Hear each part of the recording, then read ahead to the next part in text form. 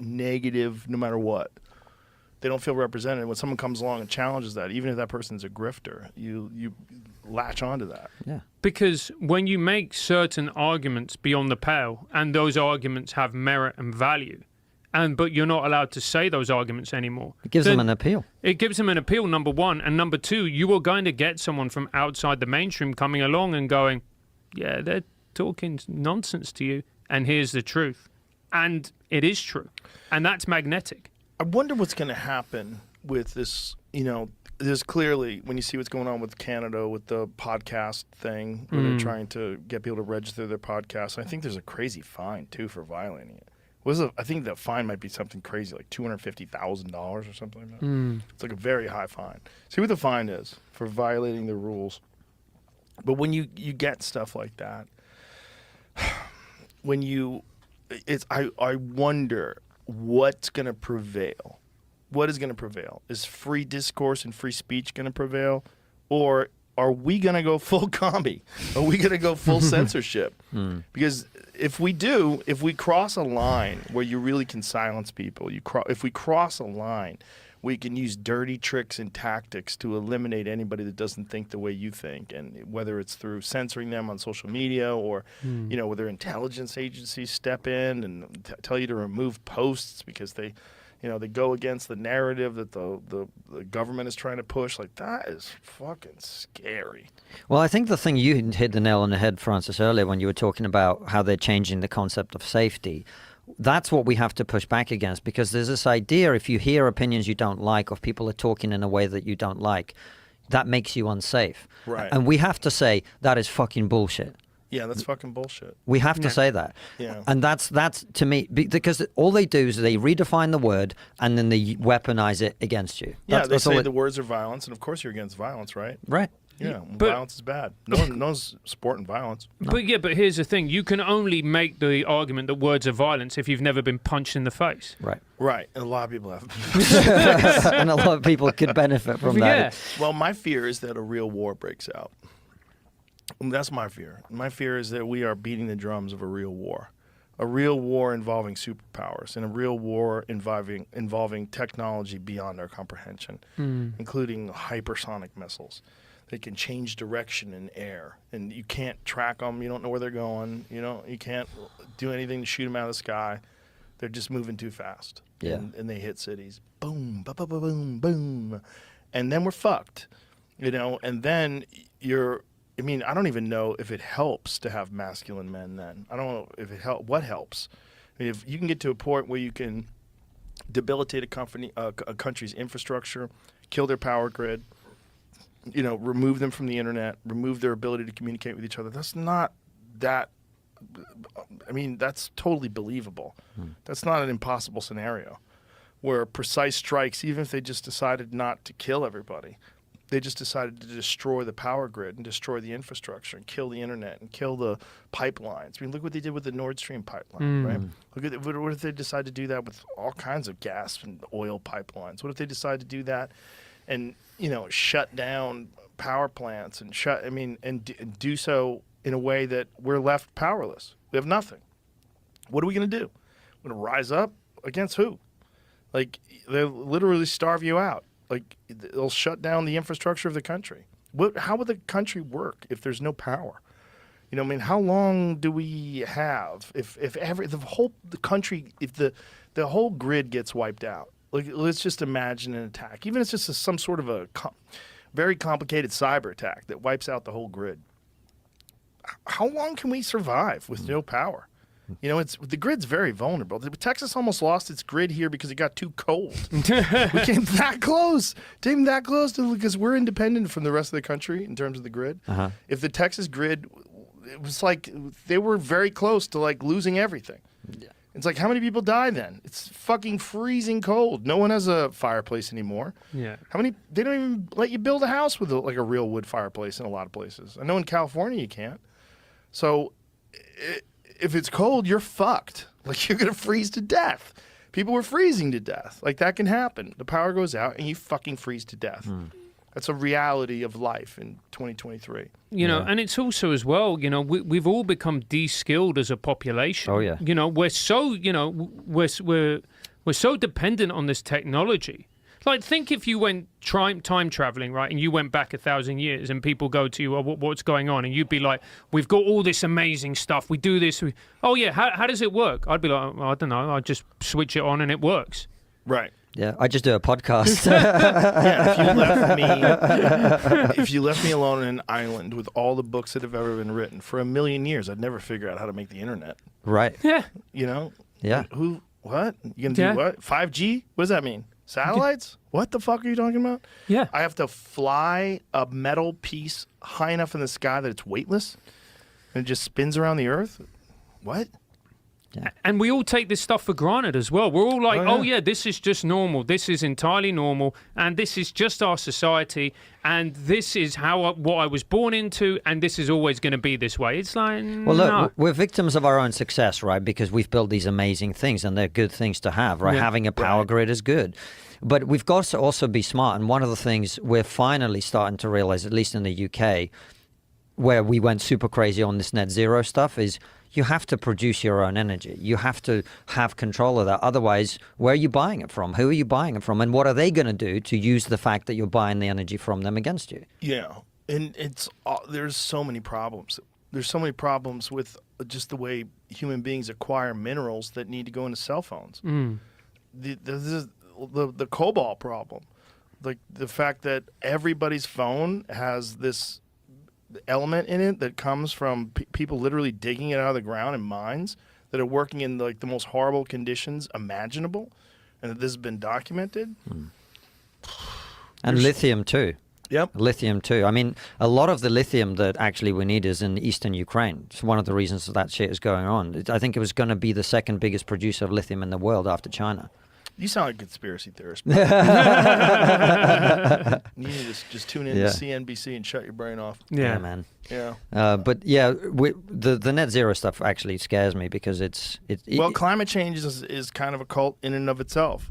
Yeah. You know, because that's also a thing where people aren't willing to listen at all to people with opposing viewpoints. And that if you do, you are now a climate denier. Just like how if you were kind of like, hey, what's going on with these mRNA vaccines? Oh, you're anti-vax. Like, what? What happened there? How did you sneak that in? Like, what are you saying? Yeah. Like, if you are curious about whether or not all this stuff that you're offering up as a solution is actually willing, is that actually going to be effective? If everybody stops eating meat, how much does that change? And what are you going to do about China and India and then their output? And how much CO2 is actually in the atmosphere? And how much do you need in the atmosphere? Isn't there a certain amount you need? What percentage are we above what we used to be? And it turns out it's like 0.04 is what we are now. And we used to be 0.03. And at 0.02, plant life starts to die because there's not enough carbon dioxide. It's like, what percentage of that is human beings? That's a good question.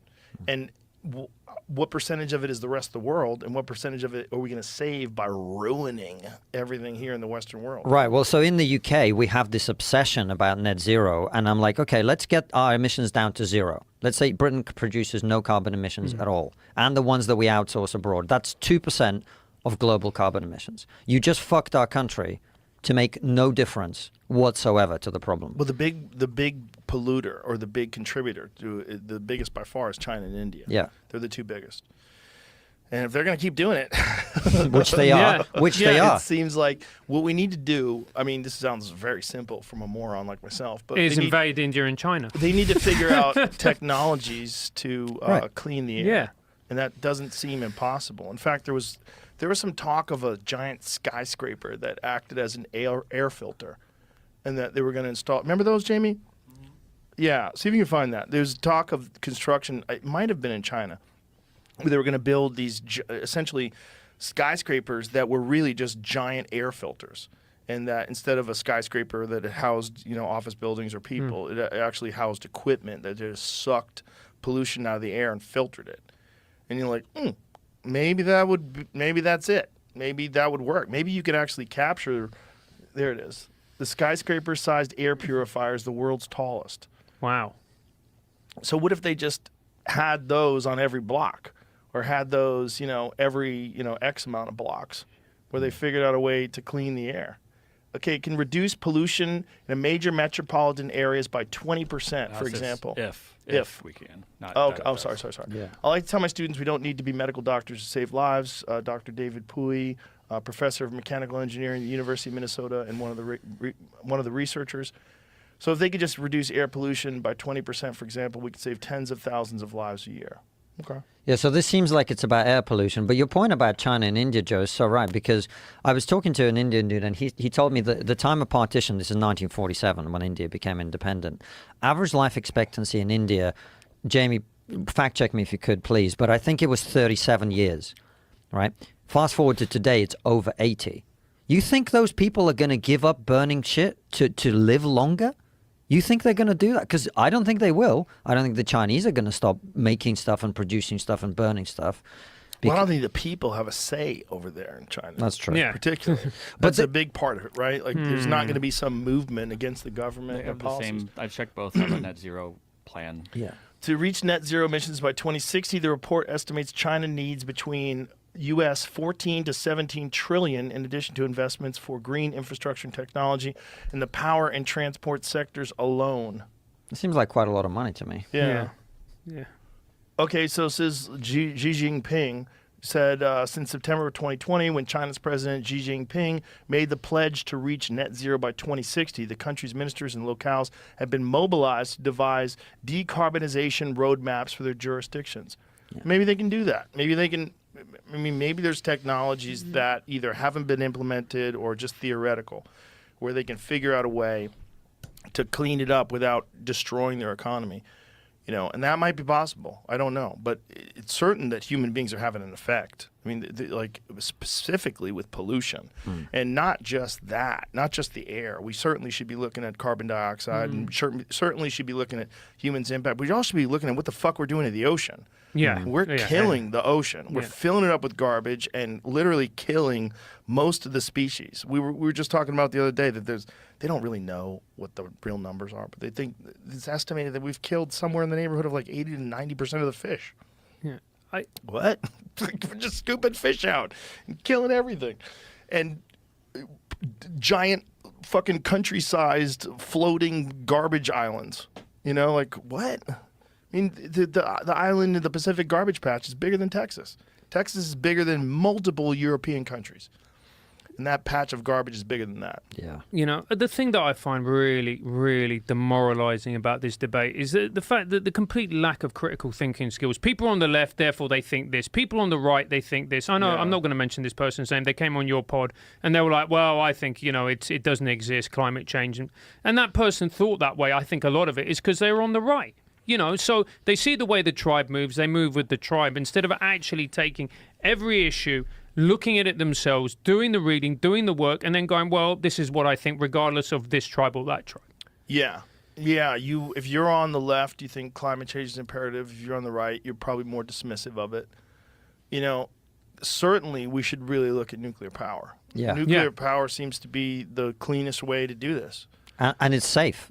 In relative, it's safe. It's I always make this joke. Until it's not. Well, you say that, but actually, if you look at the casualties from nuclear disasters, there's only been three major ones, right? Long Island, 3 Mile Island, Chernobyl, and Fukushima. If you look at the stats and you add it all up, nuclear energy is safer than hydro. The one dam collapse in China killed way more people than all the nuclear disasters put together. Yeah, the real issue though is that it ruins that area forever. So like no one's moving into Chernobyl. That's true. No one's Fukushima's fucked. Yeah, like that place is fucked. Like when they do go south, they go bad. To the point where a friend of mine, who's this brilliant guy, says he won't eat fish from the Pacific anymore. And I said, why? And he said, Fukushima. He goes, I don't think they're testing for it. I don't think they're testing for radiation poisoning. I don't think they've measured it. He goes, what if it's a lot worse than we think it is and we find this out 10, 15 years from now? He goes, maybe I'm wrong. He goes, I just don't want to take a chance. So I don't eat fish from the Pacific. I'm like, Jesus, I never even thought of that. It's a fair point. Yeah. I don't know if it is. I mean, is that ridiculous? I mean, how much of an impact does Fukushima have on the entire mass of the Pacific Ocean? Which No, is I mean your fair fucking point huge. about you can't live in that area for a very, very, very, very long time. Yeah, that's a fair point. Yeah, I mean, hundreds of thousands of years, Yeah. right? Those areas are ruined. Yeah. But the thing is, they can mitigate that now, and they can figure out a way to have nuclear power plants with better fail-safe than they had in Fukushima. Fukushima, they had like a backup, and that got crushed too. And then they're fucked because they can't shut it off. And then now you have this reactor that you can't shut down, and it's just chaos. I mean, Chernobyl, they had to work really hard to make that thing blow up. It was like incompetence and all sorts of other dynamics going on there. It was pretty fucked up. What's wild now is there's things living there. There's like, who knows what kind of crazy mutations, Godzilla type shit is going on there. Do you know there's an animal sanctuary area in the Red Forest, and it's one of the safest areas for wildlife in the world because there's no humans there.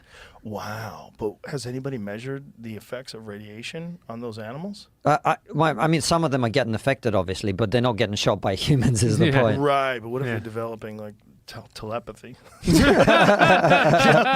know, in comic books, radiation always leads to awesome things. That's how you become Spider-Man. Exactly. You know, that's how you become the Hulk or the X-Men. Yeah, maybe that's China, and maybe that's Russia's. Maybe that's the next stage of the war. Isn't that odd? It's in Ukraine. All of the problems in comic books, like with radiation, it's all like someone becomes a superhero. Now they have these powers, and they have to.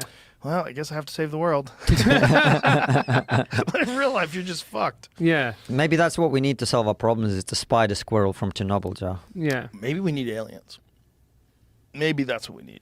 Maybe they need to come down and go settle the fuck down. Yeah, maybe we just need beings who are just way smarter than us just to go, you are a bunch of incompetent chimps. Shut up and I will deal with it. What do you think about all this UAP stuff when you see this? I mean, I don't like that they changed it from UFO to UAP. That's annoying because I know what you're doing. Just coming up with new clever ways to make it less ridiculous to the world. But like, what do you think about all this disclosure stuff? The thing that makes me skeptical is UFO sightings are so disproportionately in North America. We're enthusiasts. You guys love a conspiracy theory. We love a UFO. Yeah. Yeah. You know what I mean? Yeah, and it's never in New York either. You know what I mean? There's a few. Is there a few? Yeah, it happens in New York. Yeah, there's been some, but also people lie. You know, like that's a problem. You know, it's like the amount of like really good footage is. There's the compelling stuff is the stuff the fighter jets capture. That's compelling. Like the Tic Tac footage, that's compelling. You know, when they talk about the amount of G-force that would be involved in something moving in that way, like most things that we have would just fall apart. Like this, what is moving that quickly? Is the all of the sensors are all those accurate? Are all those detection systems and all the radar and tracking, is all that accurate? Because if it is accurate, like, what the fuck can move that quick? Like, explain that. What is that?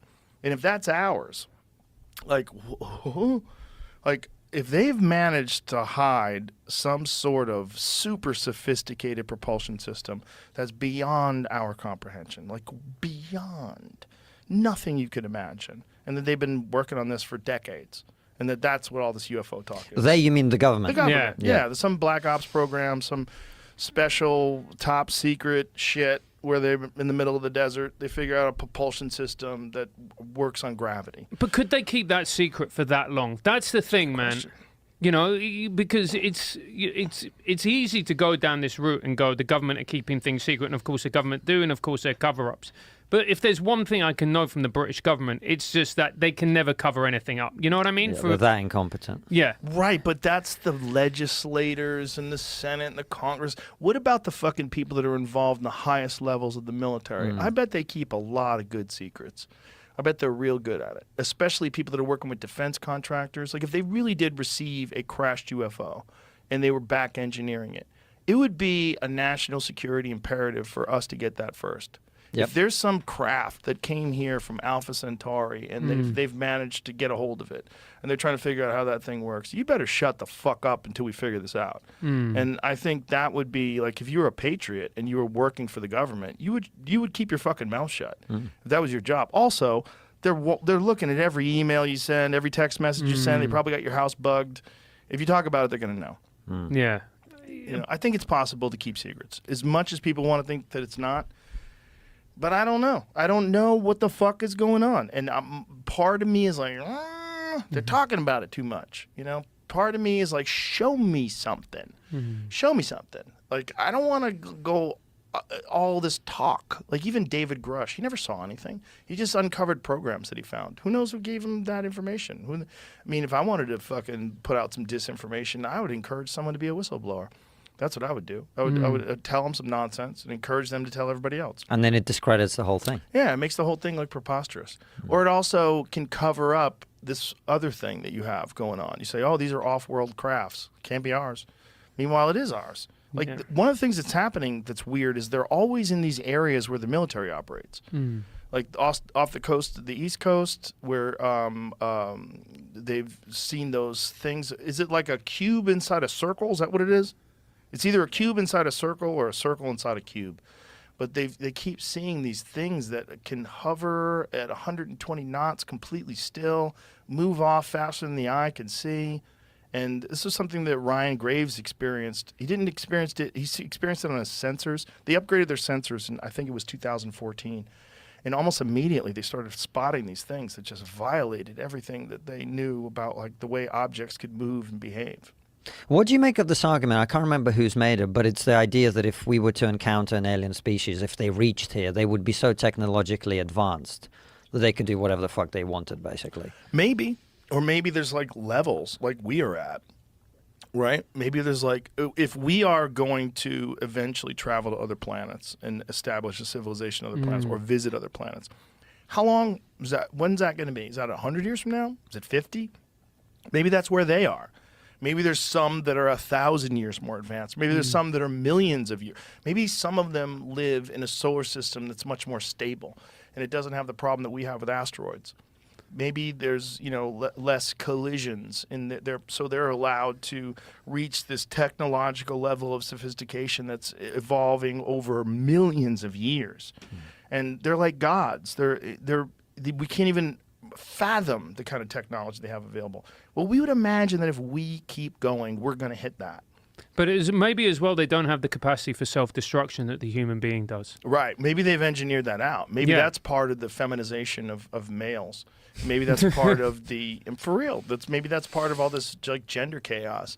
Maybe that's part of the microplastics that are endocrine disruptors that are and pesticides and all sorts of other things that are fucking with people's reproductive systems. Maybe it's like a natural, gradual change that the species must take in order to evolve to the next stage, that it has to, like, sacrifice its lust and anger and fury and all these chimpanzee instincts that are really associated with dominant male hormones and primate behavior that we see in the jungle. Yeah, but can we operate as a species without those? I would argue that we can't. We can with President AI. When President AI is elected, Joe's telling you who to vote for, everybody. when President AI takes over, Our benevolent overlord. It'll make people eat credit cards every day so that your body will develop more microplastics and shrink your testes. Yeah. I don't know.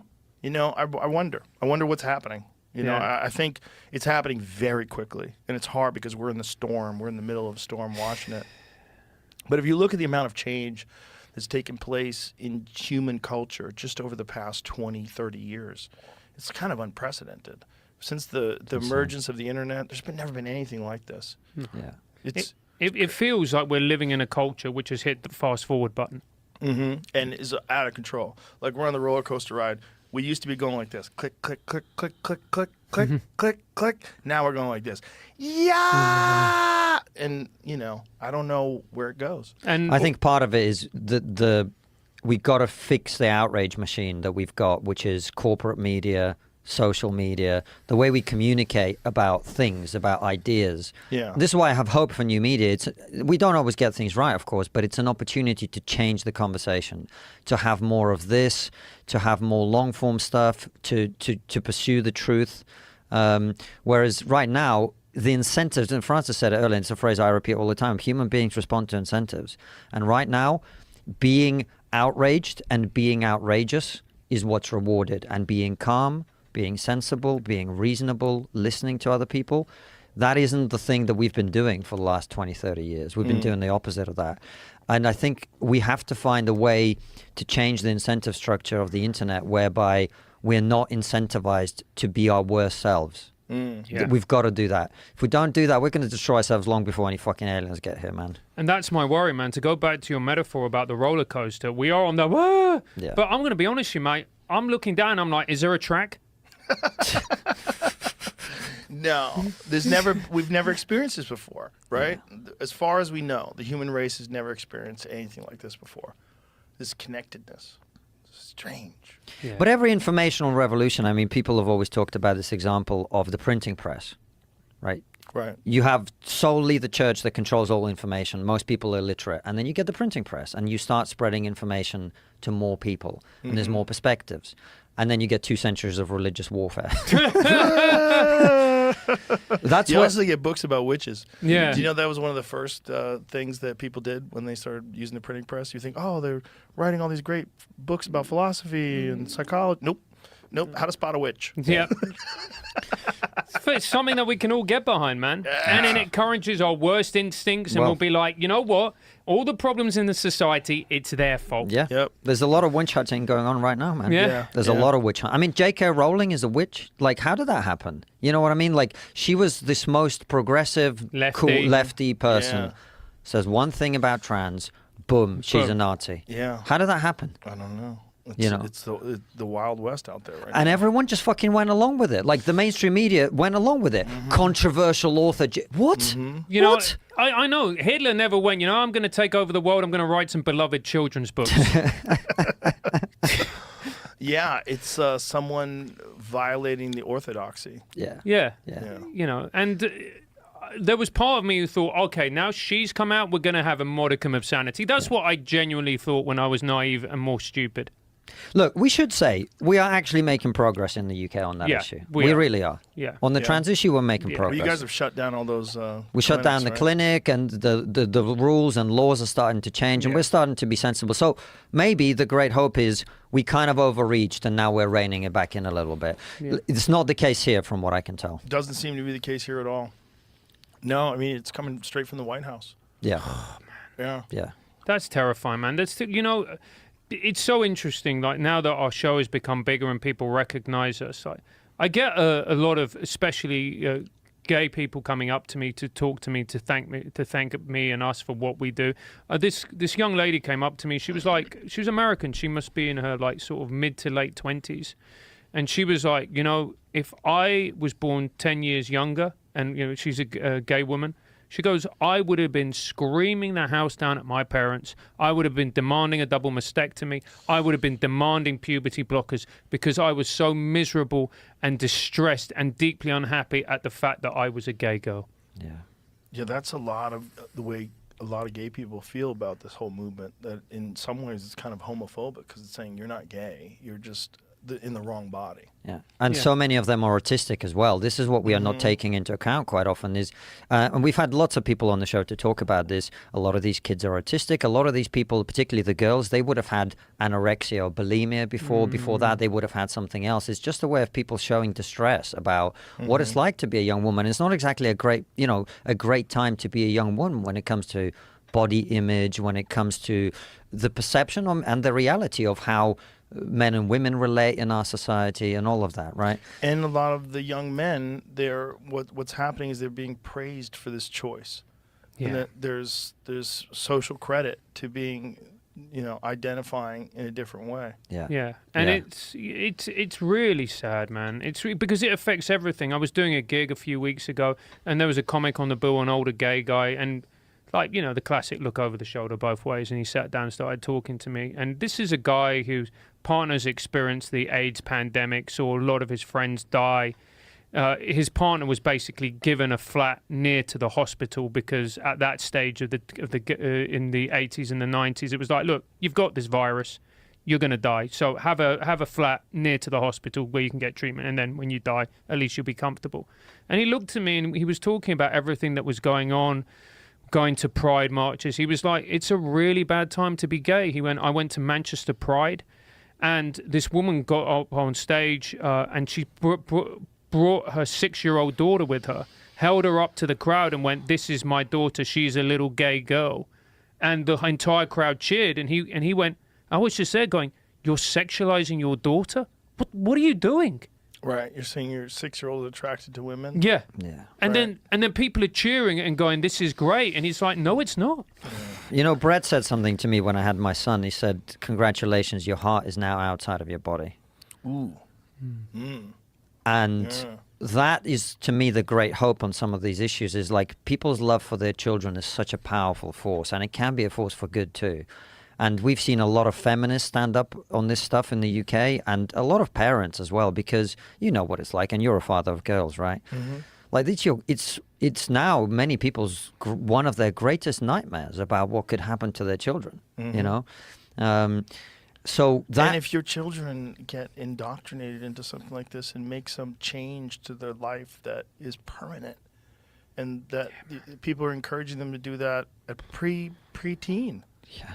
you know, it's crazy. And it's something that we've always known that children don't have the ability to see the future. Yeah. You don't, like, that's why you don't allow them to get tattooed. That's why, you know, it's like, but with this, they're like, no, they know. Yeah. And the fact that it's become so party political here is, I think, why you're not making as much progress in America on this issue, because it's like you're on the right, you're against, you're on the left, you're for. Why don't we just look at what is medically correct, what is good, what is bad, what damages people, what helps people? Let's take some fucking time. No, people don't even want to look at the side effects of some of these medications they're giving kids. Because it's too painful, Joe. But they're sterilizing. They are ruining their bodies permanently. It reduces their life expectancy. I mean, Chloe Cole, and there's lots of other detransitioners. You listen to their testimony. And the scary thing is the detransitioners get attacked. Yeah. They talk about their own personal experiences and the regret of transitioning, and they get attacked. Yeah, because, you know, they're somehow got internalized transphobia now. And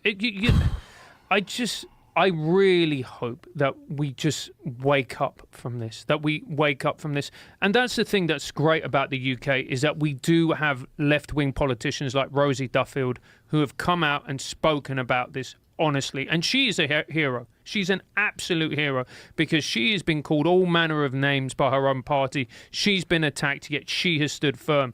What a hero. Well, I hope people wake up here too. Yeah. How do you think that happens? I guess just talking about it. I guess the discussion moving from it being orthodoxy that you can't question to people seeing detransitioners, seeing problems that we know with children being malleable and easily influenced, and seeing people that might just be a feminine man that might be gay, and you're turning them into a woman and forcing them to get castrated. And Yeah, this idea that, you know, you're not a man if you don't like, you know, climbing trees and cutting down logs and all of this nonsense. It's just so backwards. I thought we'd overcome that. I thought you could be a feminine guy who loved writing poetry and was more sensitive, and that was great. And that's just another type of man. yeah, I used to be. Maybe it will be again. Yeah. Listen, guys, it's always beautiful to talk to you. I really appreciate you guys. Brother, Appreciate it's you great being to be out back. there. Thank you. Yeah, it's You lovely, guys, man. Your show's awesome. It's very good. And it keeps getting better. Trigonometry. It's on YouTube. You guys get dinged on YouTube at all? I don't think we do at the moment. No, we get, occasional episode demonetized, but we're kind of used to it at this point, Yeah. No, we're loving it. We've got, as I said, we've got new shows coming with different people. We're going to expand and grow. Beautiful. And spread this message. Yeah. All right. Well, thank you for being here. Thank you Appreciate for having us. Thanks for having us, My brother. pleasure. All right. Bye, everybody.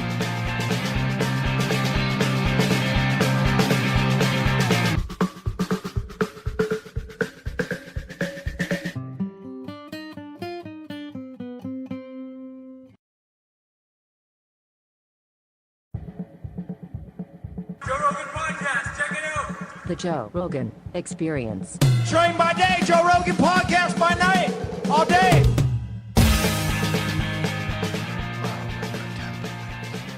Wow, smooth, baby. Hey, what's up, nice. Joe? What's happening, baby? We're back. We're The two back. Joes. What's going on, Joseph? The Smoking Joes. That's us, dude. Last night was fun as fuck. It's been fun having you. 2 nights in a row. Yeah, thanks. 3 nights. I was Yeah. there for, well, I don't know That's if I'm right, allowed to Monday. say. Yeah, I was there Monday. Yeah. But, yeah, it's been awesome. I mean, obviously everyone tells you, everyone says it. It's one of those things. I wanted to be the guy that was like, I don't know, it's not so great. But no, it's fucking awesome. No, we did it right. What an atmosphere. Yeah. Great green room. I mean, it's the only green room you can smoke cigars in. That's not true. There's some. I was just in Nashville at Zany's, and the manager was very nice, and he was like, you can smoke a cigar if you want. Oh, yeah. Zany's is great. But I was like, I don't think I'm doing smoke a cigar in the green room numbers.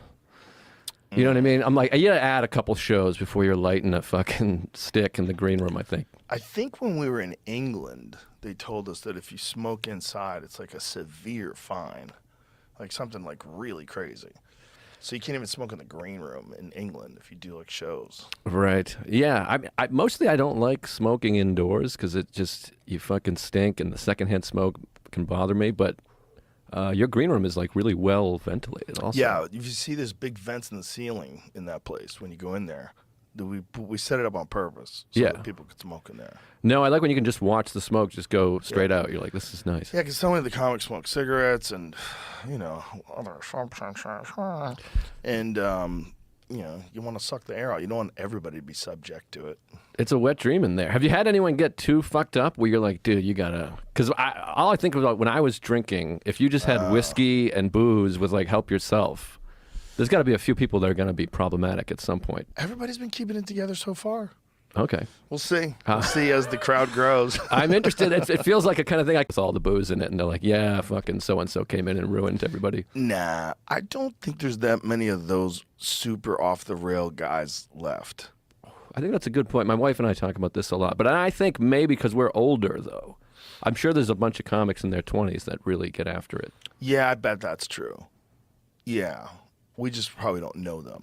I'm thinking like established comics, like because there was like established comics when I was coming up that were like national headliners that you just knew were off the rails. Yeah, I actually think it's very difficult to sustain boozing that hard and be successful. Most of it was coke. Was what when someone was like an off the rails guy, like completely out of control. It was booze, but it was a lot of coke. Right. Were you ever a coke guy? No. No, me either. Yeah, that's that one's just... I was too afraid of snorting a thing. And then no one ever said good things about coke to me. Until later I heard every once in a while. But mostly people were like, don't do coke. It makes you crazy. Your heart's going to explode. Like people didn't sell cocaine to me. Well, it just didn't seem like the people that I saw doing coke were going anywhere. It seemed like it was tripping up their life pretty bad. Right, right. I was very fortunate that when I was in high school, my friend, his cousin was selling it. And his cousin got addicted to it. And I watched this guy go from being like a normal guy to being this like person who just like hung out in this attic apartment and lost all this weight and just like they just did coke and watched TV and sold coke. And it's like you got bit by a vampire. Yeah. You know? I'm always afraid my heart is going to explode even without doing coke. Like I used to have like my heart will race. And I'm just so paranoid about heart.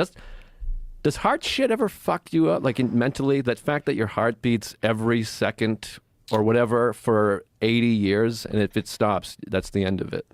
That's how it works, Joe List. I know, but does that ever like trip you out a little bit? I mean, I don't want to sound like it's fucking crazy, man, but I'm like, that's nuts. It is nuts. Yeah, and if it stops, you're dead. And if you get a transplant, it's a motherfucker.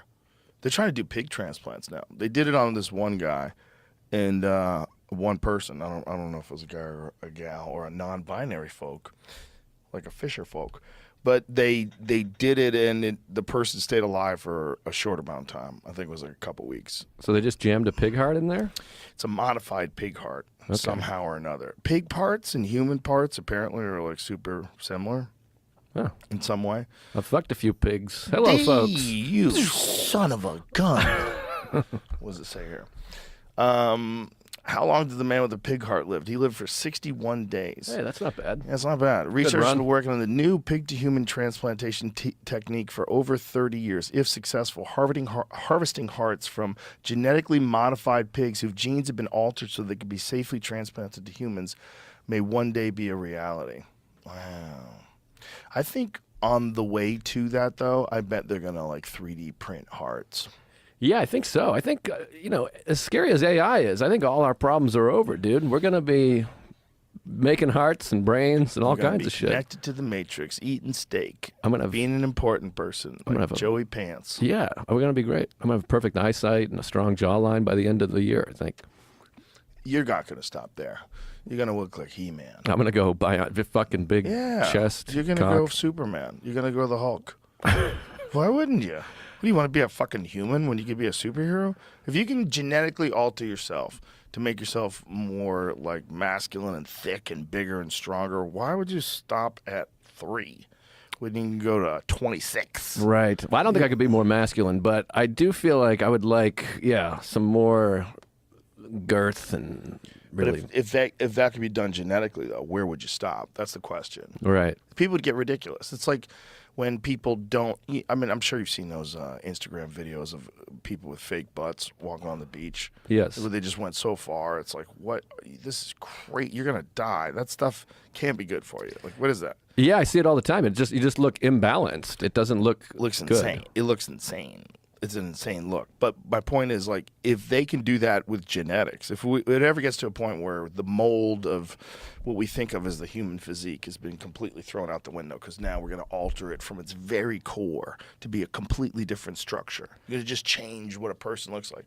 People are going to be giants. They're going to be dragons. It's going to be fucking real life cosplay. Right. Do you think anybody will be like, I'm sticking with this. I'm going long and thin and There's going to be a few people that pretend for a little while, but those are the same folks that say, I don't even have email. Fuck you. Right. You got email now, bitch. You know, like in 2001, you might not have had email, but I bet you have it now. Yeah. Well, you have to have it now, I feel like. Yeah, you kind of have to have it now. I enjoy email. That's my take. Well, it's certainly better than not having email. I mean, people are like, well, and the privacy, and they're hacking your email, and they're sending you these scams, and yep, that's what comes with this new thing. Well, I just had a friend who works for some business that was getting, I don't know all the details, nor would I share them if I had them, but their company was getting sued or something, and then they just accessed his emails, and now they have 100% of his emails. So he was saying, like, don't ever email a fucking joke like, hey, I'm going to kill that guy or anything, because they have it. Like, we should do all phone communication. Maybe they're listening to the phones too. I don't know. But yeah, I'm sure they are.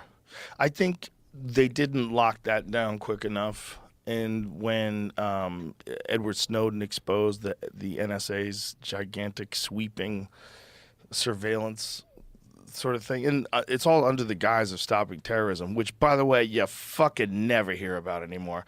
What happened to terrorism? we nailed it. Climate change took the spot of terrorism. Well, we stopped it. Patriot Act worked, baby. It must have. We did It it. must have. Otherwise, they'd be talking about it. We done did Do you it. remember when after 9/11 there would be a threat level, like a code? Yeah. Today's code is yellow. It was like forest fires. Okay, we're good. Yellow's good. Right. I don't have to bring a bulletproof vest to Starbucks. Yeah, it was scary as fuck. It was like they really got to us. But they nailed that terrorist attack. I mean, they knocked it out of the park. So It was certainly it was like one of the all-time great terrorist attacks in terms of publicity, in Yeah. terms of like how it affected the world. it's But got to it- be number one, right? Yeah, but just the crazy thing that an action like that changes your rights forever. Changes everybody's rights forever. But don't you think, someone was just debating this somewhere, doesn't it feel like COVID feels like it changed life more than 9/11? Like 9/11, it's Yeah. now like shoes and you can't, at the airport, and you can't go to the gate. Right. But other than that, it doesn't really feel that different. Whereas COVID does feel different, where like cities have emptied out and people still wear masks and 6 feet. It's just much more. Life feels more different after this than it did 9/11 in my Well, eyes. because COVID got everyone to comply. This episode is brought to you by AG1. The supplement industry has gone crazy. And with so many powders and pills and vitamins, it's hard to know what's what. I get asked all the time what I would take if I could only take one supplement, and the answer is hands down AG1. AG1 is a daily foundational nutrition supplement that supports whole body health. It's a science-driven mix that replaces all those multivitamins and probiotics with one simple drink. It's not some whole regimen that's overwhelming or confusing, just a scoop in a glass of cold water every day and you're set. It couldn't couldn't be easier to start feeling better. I drink AG1 every day because it's a way to get the nutrition I need that my body can absorb and use effectively. I know you're going to love the way it makes you feel. Order now and you'll get a free 1-year supply of immune-supporting AG vitamin D3 and K2 and 5 free AG1 travel packs with your first purchase at drinkag1.com/Rogan. Start building your health foundation first with AG1. Hey, Canada. So 2024 is going to be your year, huh? The year you finally start exercising, stop eating junk food, stop looking at porn. Well, you might be able to fool your friends, but you definitely can't fool your internet provider. They can see all your naughty late-night searches. In fact, they've got a naughty list on all of us about a mile long, except for me, of course, because I use ExpressVPN. Most people don't realize this, but private mode doesn't keep your activity private. Your internet provider can see all the websites that you've ever clicked on. And you know who else can see everything? Whoever owns the Wi-Fi that you are using, like your boss, your school, or even your parents. But because I use ExpressVPN, all my traffic gets rerouted through an encrypted server, so all my browsing activity stays between me and my God. ExpressVPN's app works on all of my devices, so whether I'm on my phone, my tablet, laptop, whatever, I'm always protected. And best of all, ExpressVPN is super easy to use. All you have to do is tap one button to turn it on, and you are protected. So give yourself the gift of privacy with my personal favorite VPN. Visit expressvpn.com/Rogan and get 3 extra months for free. That's expressvpn.com/ROGAN. expressvpn.com/Rogan. It got everyone to do things that whoever was on television was telling you to do. Right. That it became a different thing where there was an experimental medication and you were encouraged to take it. And if you took it, you wanted other people to take it too. Right. There's a fucking thing that people do. When they do something, they want you to do it too. And especially if they can connect what they did with doing the right thing, they want you to do it. Like, Sure. People do that with everything. They do that with yoga class. You don't think they do that with vaccines? No, I think this all the time in New York, where you see one person starts crossing the street while the light is green, and literally the entire herd starts following them, and then a car comes like fucking wah, and then they have to jump back because they were just watching that one person. Yeah, happens all the time. People go in. Well, it's also cell phone brain too, Right. because people are constantly checking their. Oh, we're walking now, and they just will walk. Yeah. Yeah. Did you know? I heard this recently that gum sales have gone down, gum and candy, because people are looking at their phone in line at like CVS instead of just staring at. You know how they have the gum and candy underneath the register? Oh, interesting. Yeah, that's what I don't know if I read it or heard it, but like before you'd be staring going, oh man, I could go for a Milky Way, but now instead you're looking at, a pigeon That shitting on a completely guy. makes sense. Yeah. So. Yeah, that really makes sense. Of course. Yeah, people just want that's the new distraction. I wonder if it's the same thing at the supermarket when those stupid tabloids. I wonder if they're selling less. I would imagine so. Yeah, who's buying that now? Well, they have tabloids built into the phone Yeah. now. Also, like the stories aren't outrageous enough Right. compared to what's like real online. It's mostly fluff pieces because you have to get celebrities to agree to do them, like Us and People and all those. Right. I'm blown away by. We were talking about this before you got here. Like, I'm grateful. I'm not into this dark web. My algorithm is all like baseball and Martin Scorsese. I didn't like. Duncan Trussell last night was talking about some crazy shit he sees on the internet, like children shooting each other. And then I was on your mom's house, and they were like showing videos of dicks being peeled back and inserting cushions into dicks. Cushions? Or what, I don't know, something where they put. Do you know what it is? They had some guy had a big pad under his hand. They're putting. I don't even know what it is. Like, do you know what I'm talking about, James? Like they were pad putting under his hand. Yeah, it's some. I don't know the terminology. Like people put like horns on their dick. It's some kind of like product that makes I puts see what bumps you're in saying. you. Yeah, body. What is body modification? Yeah, one guy had like it looked like a spider on his palm or whatever the fuck this is, the top of your hand. Yeah, they do. They give themselves horns and shit. Yeah. Yeah, bumps all over their head. I don't know what made me think of that. Oh, just that those videos exist. I wasn't getting those. I feel so naive. I'm like, did you see this Tommy Lasorda saying motherfucker video? And other people are looking at dicks being altered. Yeah, if you can get in the wrong algorithm on Instagram, it can be quite disturbing. And I'm definitely in the wrong algorithm.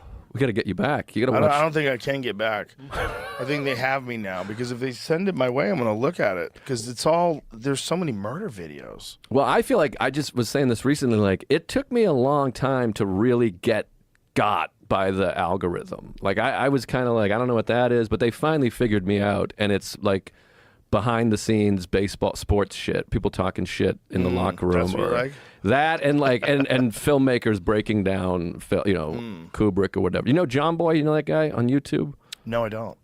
Oh, he's awesome. Yeah? It's a great hole to go down. We were talking about it before. He lip reads all these baseball fights and arguments. You know, when the umpire and manager are fighting each other, he's like a professional lip reader, and he's hilarious.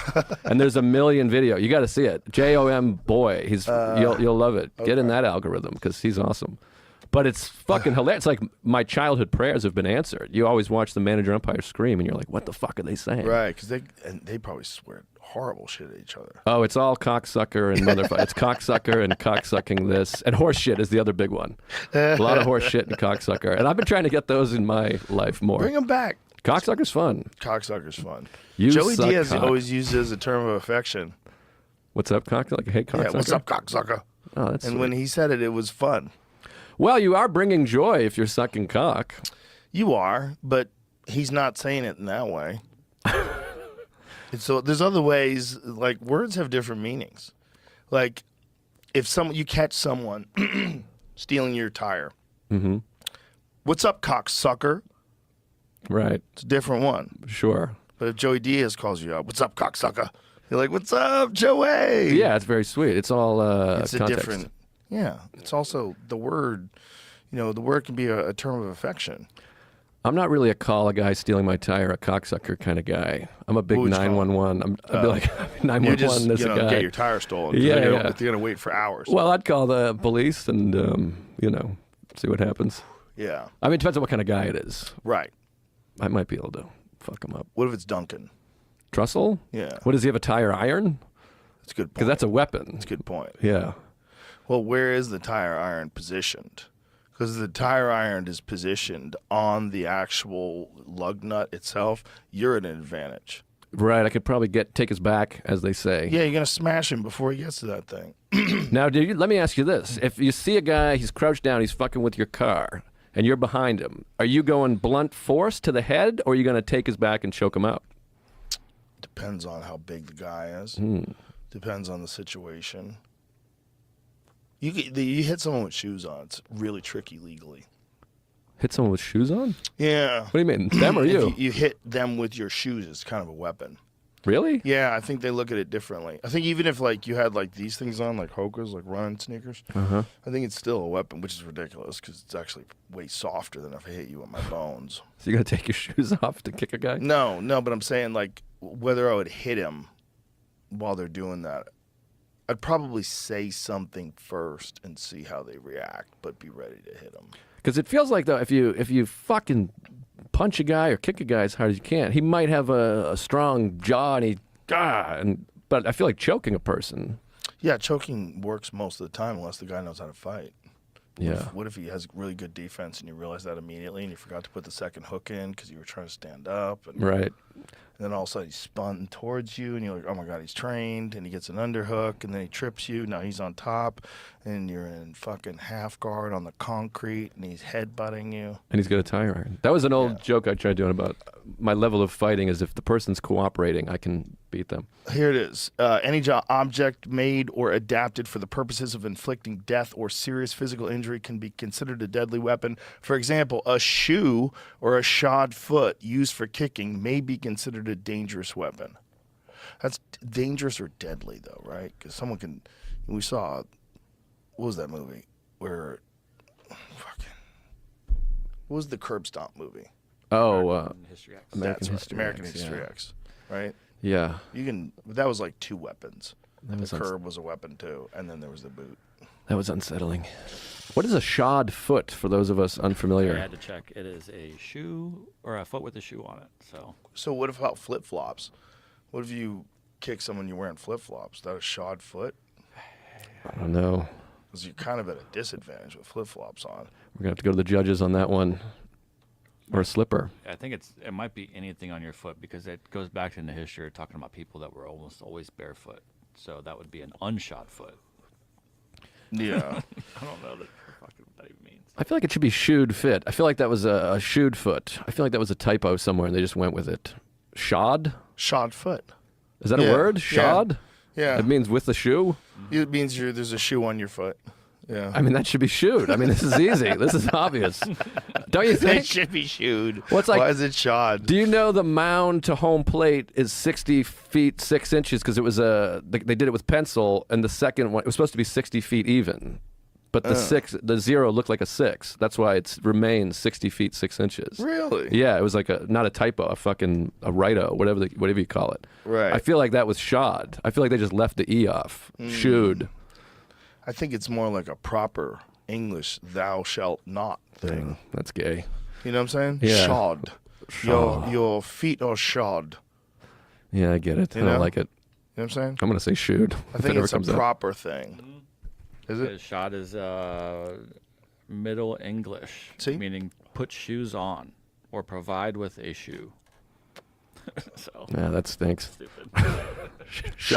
Shod sucks. Well, it's weird that we have English words in England that are spelled different than the way they're spelled in America. Yeah, there's still you see like there's old OLDE town with an E, and there's Tires with a Y, I don't know that one. And then there's color with a U. yes, Couleur. flavor. There's a few of those. Yeah. Oh Yeah. But it's like the same language. Like, why are you guys fucking with the different words? Yeah, I don't like it. I don't like it one bit. And what are you doing on the left side of the road, bitch? Yeah. We invented the car. Get the fuck over on the other side.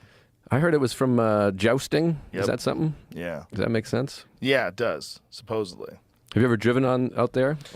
I have not. I've done it a But- few times. It's a thrill. I would imagine it would be a little bit nerve-wracking to be on the wrong side of the road. It is. I got great advice is that the driver's always in the middle of the road. That's really helpful. It's like you're closer to the middle than the other end, which is the same here and there. You know what I mean? No. Like you're on the right side of the car, but the left side of the road in England. Mm-hmm. So if you look out the window, the middle of the road is right there. The line is next to you. And the reverse here in America, you're on the left side of the car, but the right side of the road. So I you see look what out you're the saying. window. Yeah. I see what you're saying. So that's helpful. But I've only ever done it with one other, like my wife in the car, because you need a second person to be like, don't forget. Driving alone, I feel like I could fuck it up. Yeah, you could fall back into the pattern and then all of a sudden see yourself in the oncoming headlights. Yeah. I think Yeah. that's what happened to Matthew Broderick. Yeah. I don't know what happened, but it's also like just the shifting and everything. If you're operating a manual, shifting now with your left hand instead of your right, that would be bizarre. No, I couldn't do that. I have a friend who's like a big driver, and he said that was the one thing he couldn't do because it was just too many things. Yeah, because is the clutch still on the left-hand side? It is.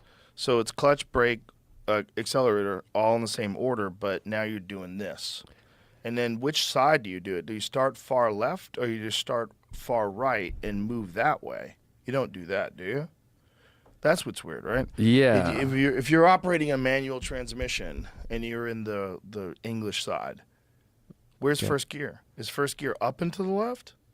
That is a great question. No, it's probably closer to you, up and to the right. Yeah, like that. Yeah. Can I see that? I think it's the same. I'm looking. Yeah, Yeah, that's I would fucked up. imagine the thing that what they would have to do, that would be really hard to do, I think, for transmissions. One of the hardest part for me was I kept putting the windshield wipers on with the blinker because you're used to the blinker being over here. So every single fucking time I would turn the windshield wipers on. Yeah. I love a good windshield wiper stock. That's one thing that bums me out about my Tesla. What's a stock? A little stock. Little thing that does the windshield wipers. And a little thing, little thing that sticks out of the steering wheel. A little thing that does the blinkers. Oh. I'm thinking of the windshield wiper itself. The Thing that little. does the blinkers. You don't know? have that? No, everything's It's a button. Everything's this. Yeah, buttons There's stick. buttons on the steering wheel to change lanes. There's buttons for a horn. No, it's fun to have Yeah. the physical. Yeah, I'm going left. Yeah. I'm going right. I'm going left. You know, like, come on. Sometimes I reach through and grab it over here. You got options. I like going like this. I like hitting that. It feels like you're doing like an alt comic. It's normal. bit. Yeah. But isn't it a normal feeling to like hit the blinkers and turn right? Of You know, course, like, it's satisfying. you do it. You do that thing before you turn. You don't press a button on your steering wheel. It feels odd. It feels every time like, don't fuck this up. I've had this car for 2 years. And every time I press, sometimes I'll press the left button when I meant to press the right button. I'm like, fuck. I would love if you did exactly this on stage, and the crowd's like, "What? What the fuck is wrong with you? Just like- a total crickets." Like a really bad Seinfeld bit. fuck? Like a copy of a Seinfeld bit. Great set last night, by the way. I went up to the balcony and watched it. Very you. funny. Thank you. I know you know that, but it was Thank great. you. It was a fun night. Yeah, it was awesome. It's so fun to run back and forth to the two rooms, and there's such different kinds of rooms. Oh, yeah, that little room is magic. And you've They're become both great. like a comedy, like pilgrimage. I ran into first of all, I felt like a fucking celebrity out in Austin from those shows. I bumped into two guys from Calgary that came just to see the room. Then I sat next to another guy at a restaurant that was from Montreal who came just to see the room. And then I met another guy who was from England, just fucking Yeah. walking around. I was fucking around with the crowd last night, and there's people from Australia. There are people from all over the place. Yeah, it's a destination, man. Wild. Yeah. Comedy pilgrimages. People, they just want to see the room. It's fun. I hope more people do things like this other places. Did you ever go on any, like, before you started, like, I got to go see, or when you started, I got to go see fucking whoever? Do you go on a road trip to go see a comic, like make a comedy nerd fan trip? Yeah, a couple of times. I mean, in the early days, I went to see a bunch of comics, but Kinnison, I went to see Kinnison a couple times. Yeah.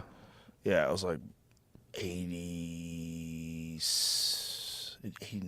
89. And the problem is it was like Kinnison had already sort of deteriorated. So it was kind of a bummer. It's like we were talking about. You can't go Yeah. that hard and keep being productive, it feels like. Yeah, it was pretty evident that it was not the same kind of insight that Right. you had from his earlier work. His earlier work wasn't just wild; it was wild and like that's a really good point. Yeah, You yeah, know, yeah. it was wild and like, wow, this is like great writing. This is like interesting subject matter, and you got this wild dude. And then the stuff about marriage was so funny. It was so like obviously the guy had been in fucking terrible agony and heartbreak. It was so obvious that people had broken his heart. Right. You know, and you bought into it hook, line, and sinker. But from that special, so he has his first thing, which is Louder Than Hell, which is a cassette, and it's really fucking good. It's hard to get. I got an album of it. Okay. I think you can get it some places, but I think I don't know. There was some controversy with it. There's a lot of like very homophobic stuff in there.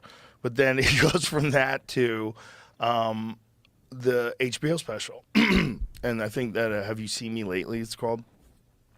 And the HBO special is fucking amazing. I mean, it's amazing. It's just so good. There's so many good bits in it. And then the one after that's not. It's just flat. It just feels fake. It feels like he's a guy trying to imitate Sam Kinison. Yeah, I feel like that. I mean, I would never name names, but I feel like that happens sometimes with comics where they have great material and a very unique way of doing it, and then they kind of start to lose the material and just have that unique way. And the marriage of the two is what made it great. Well, I think it's hard to write when you're partying all the time. And Absolutely. You're going to events, and you're the guy in the Bon Jovi video, and you're this and you're that, and you're, you know, I mean, his whole life he was this like weirdo and this preacher, and then he gets into comedy and becomes one of the greatest of all time. And then all of a sudden he's a fucking superstar in the rock and roll days of like Poison and Guns N' Roses and like, whoa. And he's the rock and roll comic, Right. you know? So he's like singing on stage now. He like brings a guitar on stage. Do you ever see some of that? Yeah, yeah. Yeah, that song Wild Thing. Yeah, I vaguely. I never was a huge Kinison guy. I wasn't big into the screaming. I mean, I always find that comedy doesn't hold up great. Most comedy, which is what makes comedy great to me. Yeah. So I think by the time I saw it, I was like a kid and just like didn't quite understand it. And then later, I was like, I don't know. I mean, I respect Kinnison, obviously. He just wasn't one of my guys. For me, it was like catching it in the actual context of the time of 1980, whatever it was when he popped. Right. I want to say it was 86. Was it 86? That was his first album. Yeah. So that's like right around the time when I had heard about. See, he's partying with all these rock stars. He made music videos, but it became a different thing, man. You know, it was all the look and it was all like being seen at the right places with the right people, and Sam's here, Right. and he's doing lines, blah. But before that, when he was coming up, it was developing material, like coming up with like really good, unique bits that would make you this superstar. And then once he became a superstar, it was like poison for that. Right. That's what's so hard about getting so big is that people are like, yeah, the guy. And so it's so hard to balance, I imagine. I'm not in that position, but I mean, you're pulling it off. It's, you can't buy into the bullshit. Right. You can't be fucking partying with Bon Jovi and rock and roll every night. It's like you're not going to get anything done. Yeah, you need an amount of humility. It also feels like that feels so removed from what makes stand-up great is a guy standing there telling jokes. It's like now you have a guitar and a gang and women and drums, and you're like, well, that's not really... Like, look at Chappelle. He's doing it the right way. Mm-hmm. That guy just gets on a plane and shows up in a studio in a city somewhere and starts doing guest spots. Just starts going up. Goes up at the end of shows, practices, fucks around. Right. And then next night he'll fly to this place or that place. Yeah. Just goes places and fucks around. Writing. Always working on new bits. Yeah. Always turning over material. No, you got to do it. Now, do you still listen to sets? Do you record Yeah, sets? I record all of them. Yeah. Yeah. I owe myself a few listens, though. I've been slacking off. Especially the bottom of the barrel listens. Those are the ones you really got to listen to. Yeah, that's a really fun show. Yeah. I'm like, it makes me uncomfortable, which is why it's fun to do. You like, if the people don't know, I guess the audience writes down shit and you just pull them out. Yeah, you have a barrel and the audience writes down suggestions for topics, and then you just reach in the barrel, pull it out, and start riffing. Yeah. It's fun. It's fun. It was super fun. Yeah, that's not. I don't do a lot of that, so it was fun to get in that spot. And that was great. That room fucking rules. The smaller room. Yeah, that's an honest little room. They were fucked up last night. The early Super show. intimate. It's a super intimate room. Yeah, it was great. They were. It felt like a 1 a.m. spot last night. The Late Show? No, it was the early one. The early really? one. They were like fucked up on the early show? They were jacked up. Yeah, it was one of those ones where like you say something and then they kind of break into conversation a little bit, and I'm like, "Are you all right? What are you guys?" And they're like, "Oh no, we're good." Like I'm in the way. But they were fucking great, and it was really fun getting stuff out of them. Because a room that small, if people are kind of chatting or chuckling, you can deal with them more. It's like when you're in a massive room and somebody's yelling or talking from the back, you can't really deal with it. Yeah, if you're in a theater and that's happening, it's a real problem. Exactly. But in a comedy club, you can pause and go, "What are we doing?" Yeah. And have like a real dialogue with them. Yeah. And, but you don't want to. That's the thing. It's like we've got to train people to just not talk out loud. Just like you don't do in the movie theater, don't do it at a comedy club. And don't talk to the comedians either. Don't just talk at them. Well, do you think? I mean, what do you think about all these crowd work clips? Don't you think we're breeding this? I feel like it's a 100%. very bad situation. It's not a bad situation because it's just how they do it. Some people do it that way. But it makes the audience want more of that. I was talking. My niece just went to college, and she has a roommate who's like 18 years old. She's like essentially a high school kid. And she was like, "What do you think of crowd work?" And I'm like, "It's so crazy that like teenage kids are like, oh, crowd work, like." Well, because those are the clips you could put online because it doesn't burn your material. Right. Because it's a unique moment. Right. But sometimes I feel like there's comics going up there just trying to get those moments. They and definitely it's are. Annoying. And then the audience thinks like, oh, I'll be part of this. Well, there's comics that'll trick you too. You go see their actual act, and the thing about crowd work is it's always funnier when you're there. Of right? course. But it's always funnier because everyone knows it's happening live, and you don't know what's going to happen, and neither does a comedian. They know it's completely improvised. Well, that's why it works, because obviously comedy's about getting everybody to be like, oh, yeah. And if they're seeing it live, it just happened. Good point. So, but DePaulo used to always say that, I worked with Nick for years, and he'd be like, oh, you're funny off the cuff? Yeah, that's called a fucking being funny. That's easy. Write some material, you fuck. Yeah, if you can do both, that's great. Right. But some people only do one or the other. Right. Yeah. But there's tricks to it. Obviously. You definitely don't want to encourage people to interrupt people who don't do crowd work, though. And that's where it becomes a problem when people are drunk and they think, I'm going to get on a video. Right. You know, that kind of shit does happen. Now, how do you feel about MCs in New York, which is the only city that does this, where the MC goes up and just asks everybody where they're from and does almost exclusively crowd work? They never did that in Boston when I was starting, and they didn't do it here in Austin, really. Why do they do that in New York? I don't know. It's a New York thing. Like New York comics, they think that's what the MC does. I think part of it is to find out where everyone's from because there's so many tourists. But most MCs in New York just do a lot of crowd work. And I've heard people even be like, I don't like hosting because I don't do crowd work. And I'm like, well, you don't have to. Just fucking go. Does anybody not do crowd work? Does anybody just go up and say, hey, what's up, everybody? How you doing? Let me tell you about my day. I don't think so. Really? When I hosted this years ago, when Artie Fuqua got in the accident, they needed hosts at the Cellar, so I volunteered, and I hosted for like 6 weeks. And I felt like I was the only one that just went straight into material, which I think is better because I find the audience, if they're, when they're settling in and ordering and getting their drinks and whatever, figuring out who's sitting where, if you look up and the comic is talking to somebody, they're going, okay, it hasn't really started yet. He's talking to that lady. But if you look up and they're in the middle of a bit, you're like, shh, fucking quiet, the show started. That's how I always felt.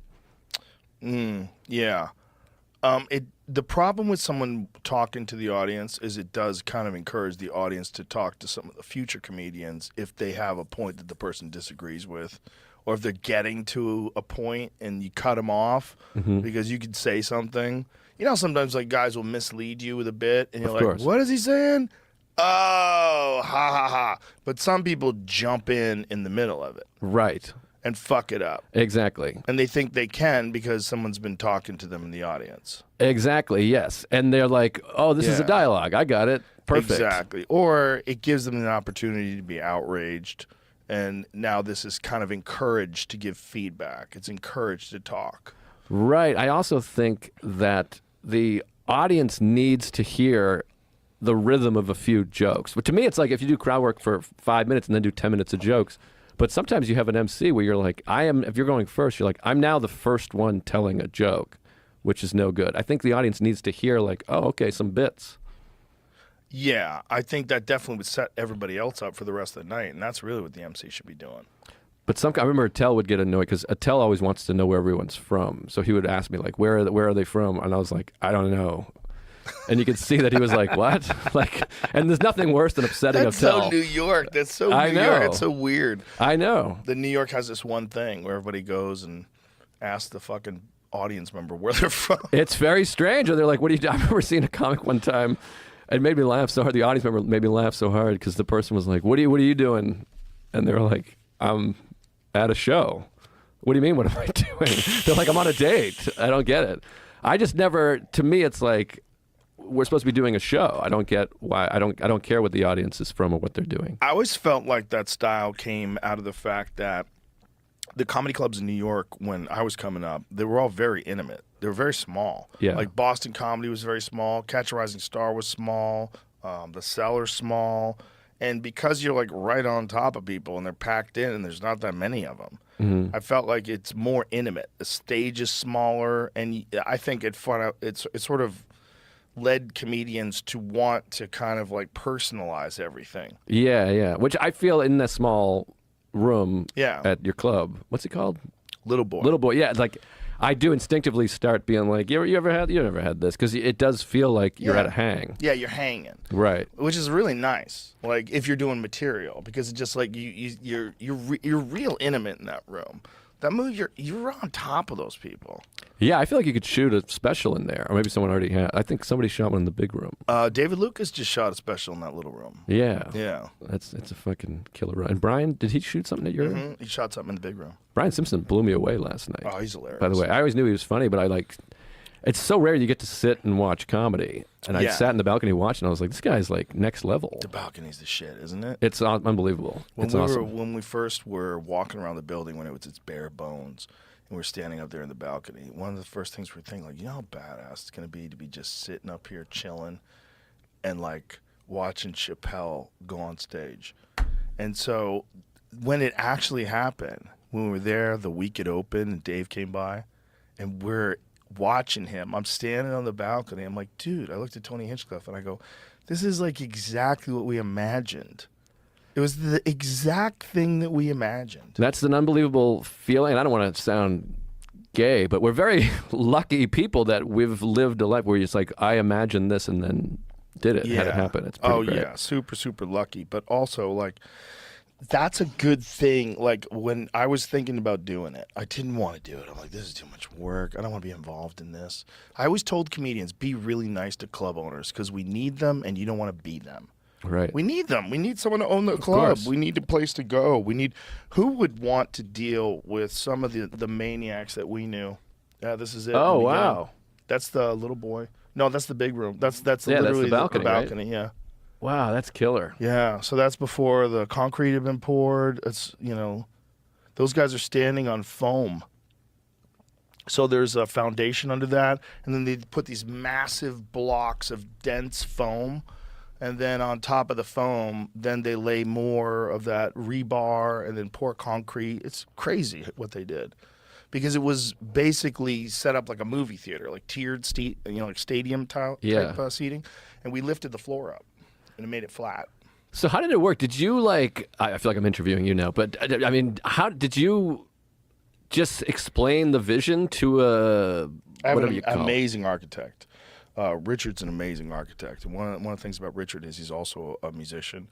He's an artist. He's like he has an eye for things. He sees things, and he totally got the concept of it. And so when we had looked at another building, I told you about the place that was owned by a cult. So we had that place, and then that one fell apart. And then when that fell apart, it was really hard to find another spot.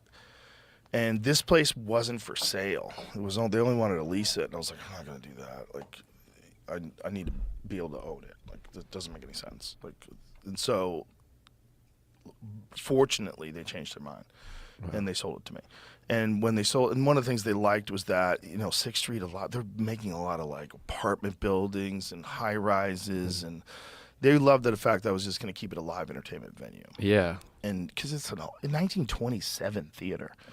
Wow. Stevie Ray Vaughan played there in the 80s. Yeah, I saw all the posters. Yeah. Like killer fucking bands. Now, were you drawing sketches, or were you just saying this is what I I'd didn't like it draw to look any like? of it. Richard did everything, but Richard Wise.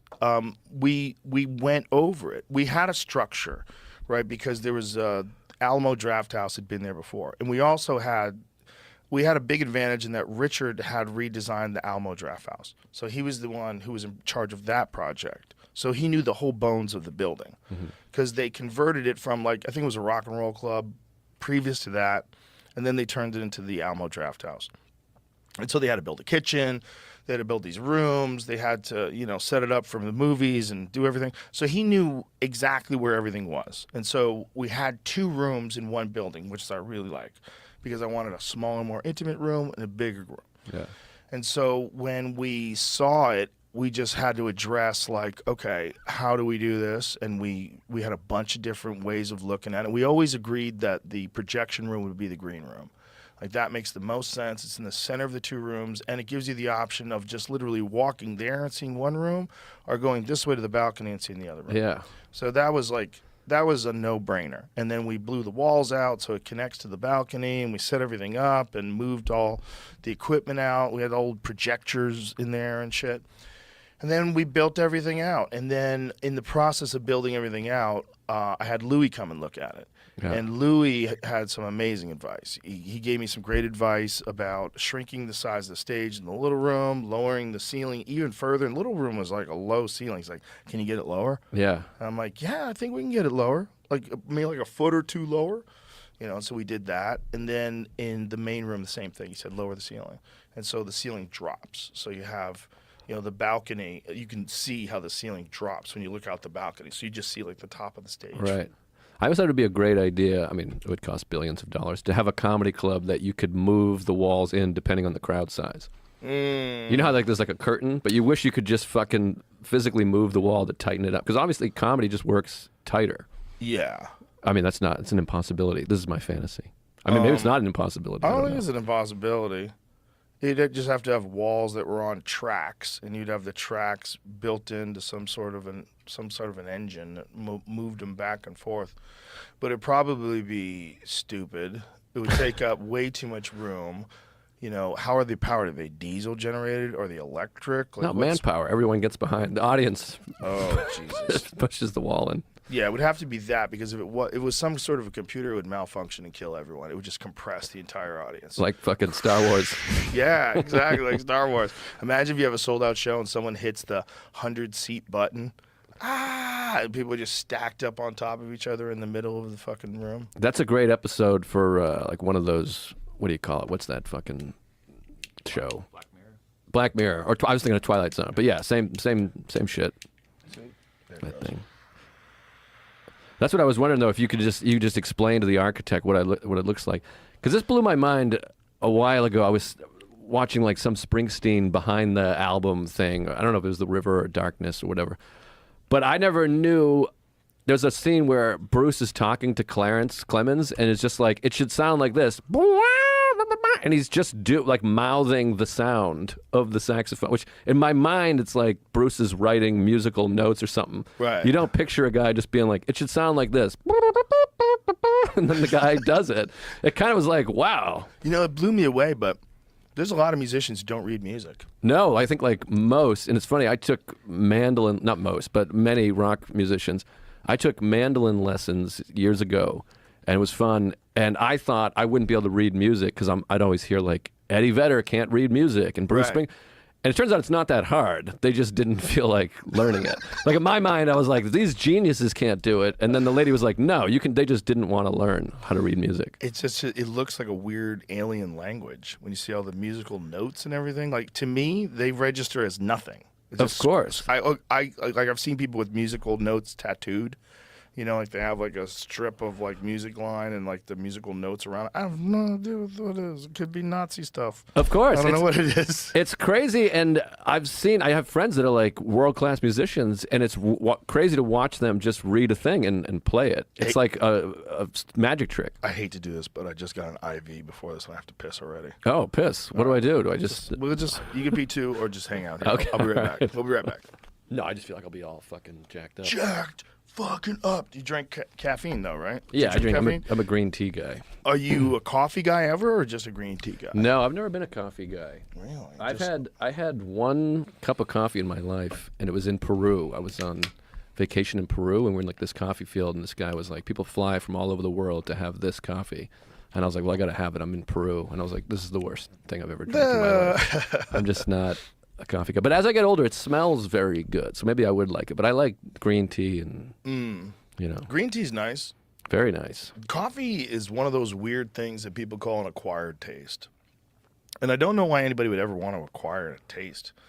But didn't you find beer was like that? When you first had beer, were you like, nice? I was like, this is No. fucking shit. I'm sure I didn't. When I was a kid, I was probably like, this is fucking gross. That's how I felt. Yeah. I like spit it out. You're only drinking it to get fucked up. Yeah. But then didn't you acquire a taste for it? Like an IPA, you're like, ooh, this is delightful. I don't like IPAs as much. I like a cold ale. You know, like a cold ale on a hot day. You know, like fish and chips. Of course. Well, beer has to be beer and soda to me because like I just needed them ice cold. Well, beer I would drink Well, piss warm clearly, also. But. nobody drinks soda tea, right? At tea temperatures. Right, but I mean, you can get a warm soda and you're like furious. I mean, I wonder what it would taste like if you microwaved your soda. Like if you had a Coca-Cola and let's do it. you nuked it up to, or if you put it in a teapot. Does it What if boil? you fill- I'm sure it boil. It's liquid. If you just poured it in a teapot, it's mostly water, and heated it to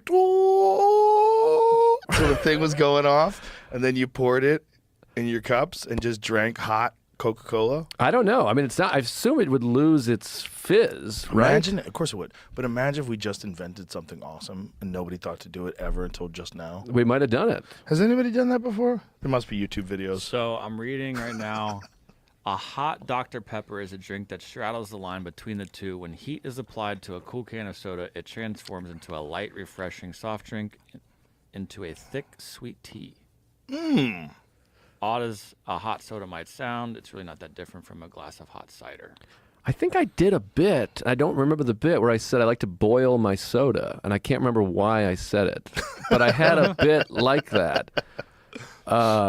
Fuck, I don't remember why I said that. That's a weird thing to say. Yeah, I don't remember the We just being bit. outrageous about other things? Like was it a No. contrary thing? No, I forget. Maybe it was about... Oh, Like I like cold steak and boiled soda? I can't even remember. God damn. Do you ever have those? You're like, I know I've said Yeah. this sentence before, and I it's don't the know worst. why. It's the worst. Yeah, I can't remember. I like to boil my soda. Yeah. It was something about... I don't fucking know. I hear you. I can't remember, but It'll come back to you. It's like that's one of those memories that you have to like stop pushing the memory guy to find it. He's like, I can't find it. I can't find it. You're like, okay, I'm gonna leave you alone. I'm gonna leave you alone. I'm gonna move on. If you find it, let me know. like, oh, just metaphor for life. And then you go, yeah. You gotta let go or it doesn't Well, work. Sometimes that spin, you're not getting any traction. It's like when you get stuck in snow and you're like, hey, hey, you're gonna blow out your transmission. Settle down. Right. Let's figure this out. That was an Alan Watts. I found it. This is Wow. you're talking about You found that? yeah. Sometimes I boil a Pepsi right before bed. Yeah. I can't remember. I still don't remember. I don't know. I can't believe you found that. That's crazy. That's funny. Yeah. I don't. I It still is don't weird we how can like get there's anywhere. some drinks that like traditionally are just warm or cold. That's it. But coffee, you can be both. It can be both. Same with Yeah. water. You can have an ice water. You can have a. Well, you never. Had, I mean, hot water. I guess. You Yeah, drink. nobody drinks hot water unless it's got flavor in it. I drank hot water last night at the club. By the way, I had a big moment at the club. I have a contribution to the club You do. because you have a tea kettle and there was no tea bags. And then I was sarcastically shitting on the club to Curtis, and then he ratted me out too. But I just drank a hot water because it is calming, even if there's nothing in it, to drink Yeah. warm water. And then somehow it's a mystery. He left for like 10 minutes and came back with high-end tea, like Oh, there must sealed. be like a store nearby or something. I guess at 10:30 at night on 6th Street. I don't know. It was a Sixth fucking- Street's pretty wild. It was a magic trick. It's an unusual place, man. Have you been there on the weekends? Oh yeah, When I they hate close it. the street down and everybody just walks Yeah, back and forth. It's the worst place on earth to me. I mean, the club is great, but I'm not joking. We were talking about before. I jog back to the hotel. It's like a block and a half. It's sketchy, Yeah, and it's but that's part of what I like about it. it's yeah. It also gives us an opportunity to hire a lot of cops. I love it. Yeah, we I got a wanna- lot of cops that work there. I This love is it. Great. You walk 30 feet away, and you can see them like, "Good luck." Take it. One guy was like, "There's a lot of crackheads around." I'm like, I know about the crackheads Why don't you just get a car? because I'm staying like 150 yards away. You Yeah. can't get a lift. You need it. You need a lift. I mean, I made it. I made it home. Well, tonight we'll drive. Oh, we're not coming. No, tonight. I'm off to But Vegas. next time I'll drive you. All right, I We'll appreciate take that. you on the way. Well, last time I was here, you drove me because I got accosted by the two. No, it wasn't last time. It was like 3 Oh, years that's ago. right. Yeah, I had that's two guys. right. Guys were fucking with you. Yeah, it was bad. But I Were those also homeless folks. they were homeless guys. Yeah. Yeah. And I also just somebody sent me a article that said like the Austin police were like, hey, if you get robbed on 6th Street, don't call 911. We can't. It's too much. Call 311. They're like call 311 and report it. Like a guy just writes it down in a blog. It's I don't know. We Well- need the National Guard down here. They refunded the police out here, though. They defunded the police for a little bit, and then they upped the budget recently. They, Oh, they good. changed it back. They're like, this is not working. And all the wealthy people that live around here were freaking out, I guess. Yeah, I mean, I told this story on stage the other night, but I was here for Moon Tower, and, you know, I'm joking a little bit. It's not, you can come and walk around 6th Street, but it's wild. And I said to some woman, she was like a volunteer, I was like, it's fucking crazy out there. And she went, oh, where are you from? And I was like, New York City. I'm not like some fucking hayseed. I live in New York. Like, this is unusual out here. There's like people with machetes and tire irons walking around. That one street. Yeah. What, like Brazos and Yeah, Six, well, that and corner. Six. But the crazy thing is that that's the area that we got. But when we were there, it just felt like it was supposed to be there. Like I was trying to convince myself of the cult house. When the cult house, when I was walking around, I was like, yeah, we could do this and we could do that. And we could have a separate parking lot for the comics. That's cool. We got a lot of, because we had like 8 acres. I'm like, look at this view we'll have out the back. We can hang out here and party. Look at this green room. We'll blow out these walls, turn it into this immense green room. I had all these great plans. And Yeah. it would have worked. It definitely would have worked. Of course. But that place had there's a lot of issues to be resolved, including stuff that was like, it could be a real problem for me. And so I was like, all right, this isn't going to work. Let me find another spot. And then it was like, I looked at 4 or 5 different locations, and they were pretty good, and I was trying to talk myself into them. And then I got to that place. I was like, oh, shit. I was like, this is it. This is it. I'm like, we got to make this happen. No, it's where it should be, and it's magical, and it's now like a cornerstone of the neighborhood, it feels like. Well, it just felt like it was supposed to happen, like while you're in there. And it even, like, people asked me if it was stressful. It wasn't really stressful. Everybody that was working on the project, other than me, it was amazing. Right. And so they all did a great job, so I didn't stress about that. And I just, like, it's out of my hands. Let's just do everything that you're supposed to do. Like, whatever. Like, it would be best if we did this. Do that. Right. You know, whatever it is, do that then. This is going to take more time. It's going to cost more money, but let's do it. Like, let's do that. We need a UFO in the front lobby, a fucking actual flying saucer. Right. Like, we need, and I want it to be a projection that shoots a projection on the screen of who's coming next. So we have, like, these posters of what comedians are coming up. And you did it. Yeah, it took a long time, but I really feel like it wanted to be made. Right. I feel like it literally wanted me to create it. You want to hear a suggestion for the club? Yes. Do you really? Yeah, sure. But right behind the big stage, there's some space back there Yeah. where you're waiting. Yeah. A toilet. So you can take a shit right before you go on. Because the only toilet is right outside. I was in there. I had to shit. I was like, I'm Yeah. holding it. There's a line. Tony Hinchcliffe's knocking on the door. That's a big ask because you got to get plumbing back down through there. Just a suggestion, not an ask. Because I don't think there's enough room either. That's a small space. Because you're going to, maybe I'm wrong. Because like This episode is brought to you by AG1. The supplement industry has gone crazy. And with so many powders and pills and vitamins, it's hard to know what's what. I get asked all the time what I would take if I could only take one supplement, and the answer is hands down AG1. AG1 is a daily foundational nutrition supplement that supports whole body health. It's a science-driven mix that replaces all those multivitamins and probiotics with one simple drink. It's not some whole regimen that's overwhelming or confusing, just a scoop in a glass of cold water every day and you're set. It couldn't be easier to start feeling better. I drink AG1 every day because it's a way to get the nutrition I need that my body can absorb and use effectively. I know you're going to love the way it makes you feel. Order now and you'll get a free 1-year supply of immune-supporting AG vitamin D3 and K2 and 5 free AG1 travel packs with your first purchase at drinkag1.com/Rogan. Start building your health foundation first with AG1. it was like Monday night, there was 25 people in the green room and one toilet. I was like, this is no good. But that's Monday night. Right. Monday night is like, they have way too many people up in there. I mean, it was wild. It's just too goofy. But on a normal night, that's not the case. But yeah, that's not. But then there's the downstairs toilets too. Okay. You know, there's the public toilets. Come on, Joe. I'm not going to a public toilet. They're all clean. They're all good. Do you know who I am? I do know who you are. You're Joe List. I've from been New on York. the Joe Rogan Experience. You're I from don't New York know. City. I don't And shit. You're in that Louis C.K. movie. I don't shit in the butt. It's a Joe List movie. Just kidding. He's going to hear that. He's going to be mad. I'm only joking. I think maybe that is a good idea. Somewhere. I heard Trying to rumblings. think where it could be. There was a young lady that was nervous to shit with you waiting because everyone's worst nightmare is they're in the bathroom brushing their teeth and Joe Rogan can't use the bathroom. Okay. Yeah, we should have had a better setup with that. Yeah, maybe we can do that. Maybe we can have a bathroom right next to the stage. Hey, I'm just throwing out suggestions. Maybe we I should don't wanna leave a be- heroin spoon in there too. What do you think? Absolutely. Let people Just symbolic for Stevie.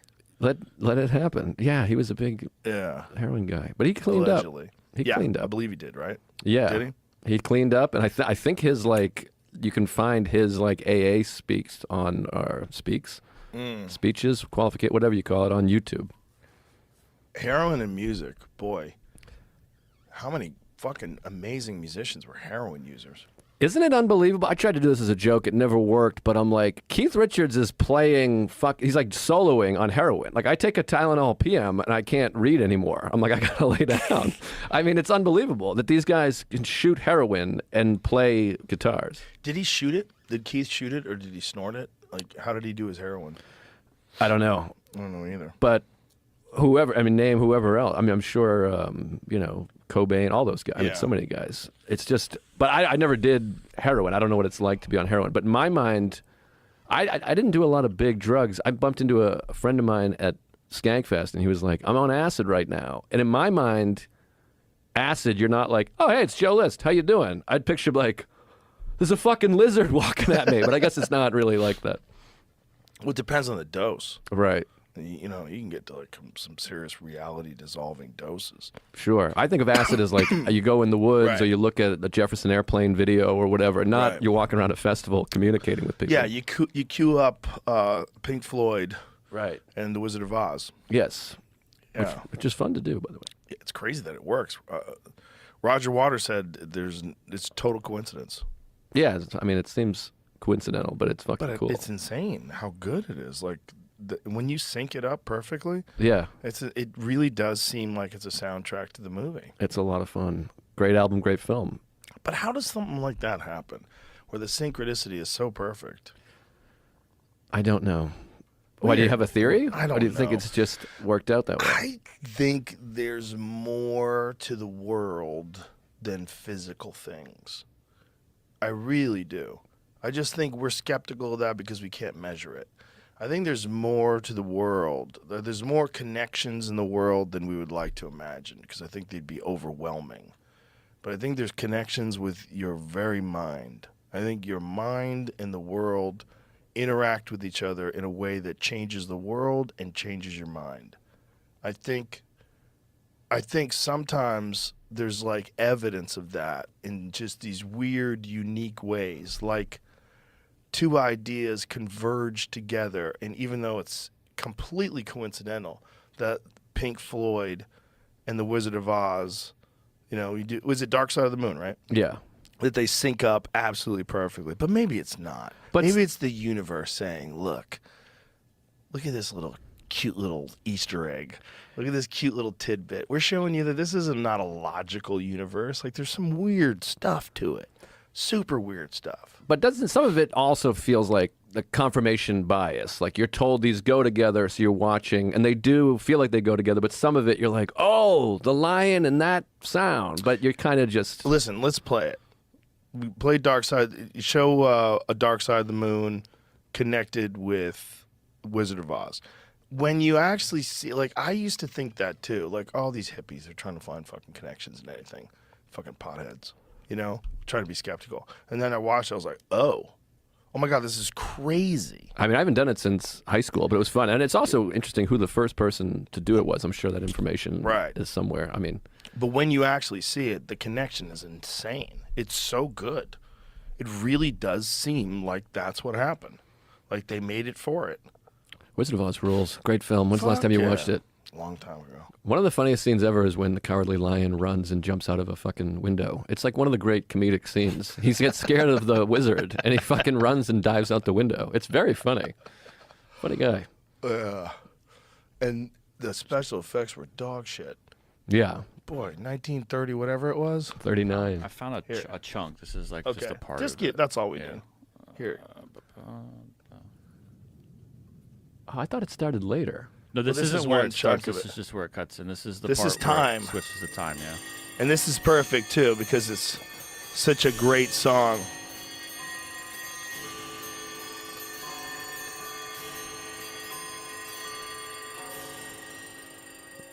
I love that this is the TBS version. Look at the way the sound ends. The timing of it. Right? Right when she arrives at the gate, the loud bells stop, Right. and she's talking, and it's about to begin. She walks out, and Yeah, the that's music fun. hits. Dude, it's wild.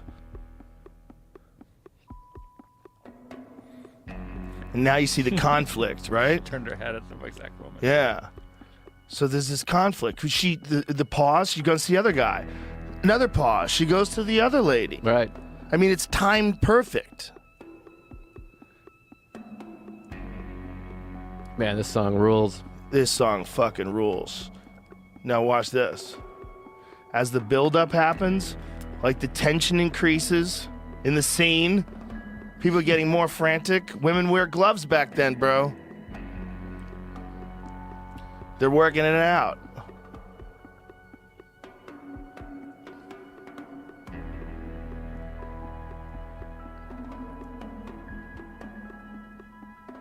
She's trying to get her to put the dog in the basket. Fuck you, bitch. It puts the dog in the basket or it Here gets it the hose is. again. Now watch. It's crazy how well the timing is.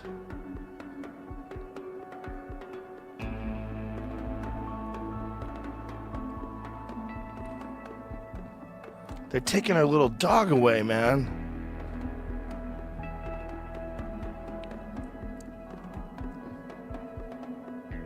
You cunt.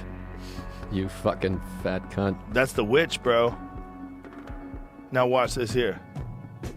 Taking away the moments to take up a dull day. The hours in an offhand way. Sneaking around on a piece of ground in your hometown. Go, Toto. Waiting for someone or something to show you the way. That's nice.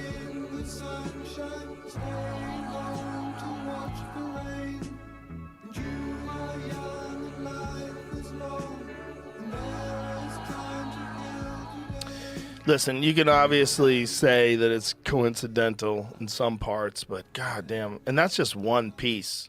There's like through the whole movie, there's scenes like that. It's just like syncs up and syncs up and syncs up. It's fun. It's fun. And back before the internet, it was perfect because you could just say, "This is what it was." They did the music to the Wizard of Oz. Right. Yeah, it's fun. Wizard of Oz, don't you think it's the most referenced film ever? Like deep in our like kids know references they've never even seen the movie. Like you see someone on a bike, people go like, "Na, na, na, na, na." Like Your Little Dog too. There's No Place Like Yeah. Home. There's so many references that just live in the psyche from a film that came out 100 years ago almost. Right. It's the most Yeah. seen film in movie history, There you go. according to the Library of Congress.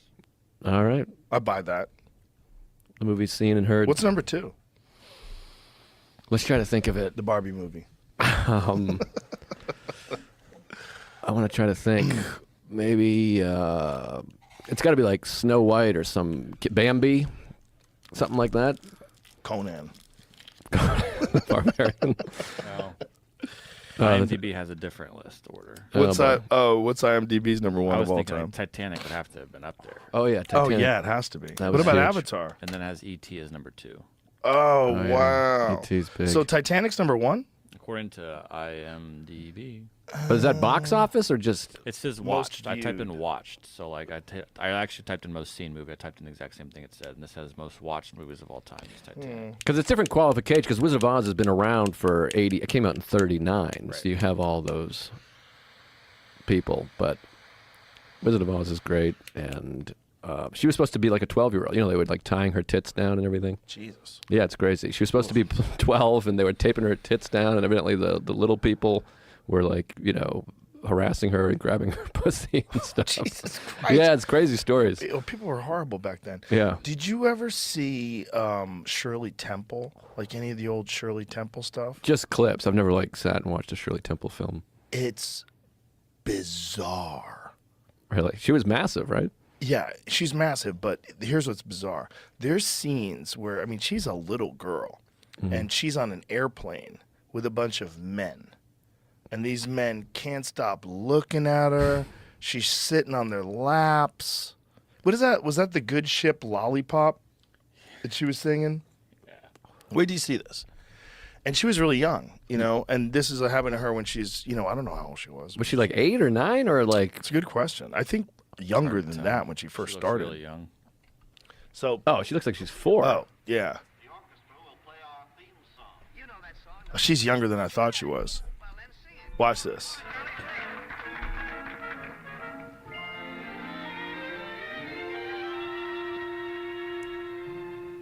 I've thrown away my toys, even my drum and train.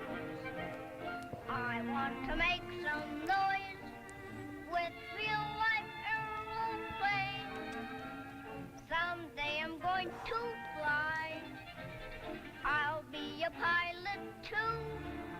And when I do, how would you like to be my crew? Oh boy. Look at this. On the good ship, lollipop, it's a sweet trip to a candy shop where bonbons play on the sunny beach of Peppermint Bay. Lemonade stands How weird is this? everywhere. It's a little odd. Belly air, and there you are. Fast forward to the lap dance scene. On a chocolate bar. Oh my God, I was joking. Yeah. That's fucking crazy. So hold on. On the good ship. And now they're all carrying her. It's a sweet trip. Oh no. Candy shop Oh where Jesus. bonbons play on the sunny beach of Oh, she's all coked up. That's what it's supposed to represent. Like, what was that they put on her nose? What was that? I don't know. They're giving her toys now. air, and there you are. Happy landing on a chocolate bar. Oh Jesus. Bro, how weird is that? It's a little strange. I mean, it's always fascinating that her parents were like, yeah. Yeah, good, carry her around, guys. My friend Matt Wayne, he's a great comic. He's my opener. He does a bit about you have to be, I think it's like 10 days old to appear in film. And he really went to a screening of A Quiet Place Part 2, and they had a special guest at the appearance, and it was the fucking baby. Like they just held up a 3-month-old baby, or maybe the baby was a year and a half at that point, and was like, here it is, here's the baby. I mean, it's really fascinating to have a baby and be like, take my baby. And he says, Jim from The Office, just take my baby. It's a great Weird. bit. That is weird. But it's really odd. These people Yeah. that are like, absolutely, just have Use a baby. my baby in the movie. Yeah, walk That's our around baby. with my That's baby. our Cheryl up there on that screen. It's fucking, When the aliens are eating the other folks. it's strange. I mean, I guess somebody has to do it. You got to have babies in film. Because remember they did American Sniper, and famously there was the fake baby. Yeah, you got busted with a fake baby. It was really bad. But People got mad. They Yeah. got mad at the fake baby. it was, I mean, it did look ridiculous. I don't remember how bad it looked. It Let's wasn't find good. it. Let's find it. It's not good. Not a great film in my opinion, but the baby, with or without the baby, doesn't look horrible there. Oh my God, it did look so horrible.